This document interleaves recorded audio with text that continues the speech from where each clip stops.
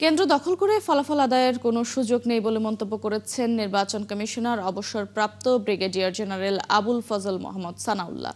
বিকেলে লক্ষ্মীপুর জেলা প্রশাসক সম্মেলন কক্ষে আইনশৃঙ্খলা রক্ষাকারী সেল এবং ভিজিলেন্স ও অবজারভেশন টিমের সঙ্গে আয়োজিত এক মতবিনিময় সভায় প্রধান অতিথির বক্তব্যে তিনি এই মন্তব্য করেন।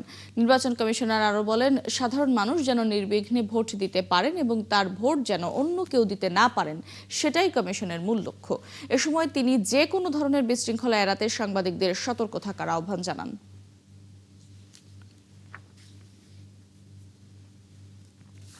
যে ভোট পড়েছে সেই ভোটই কাউন্ট হচ্ছে, যা কাউন্ট হয়েছে সেই ফলাফলই প্রকাশিত হচ্ছে।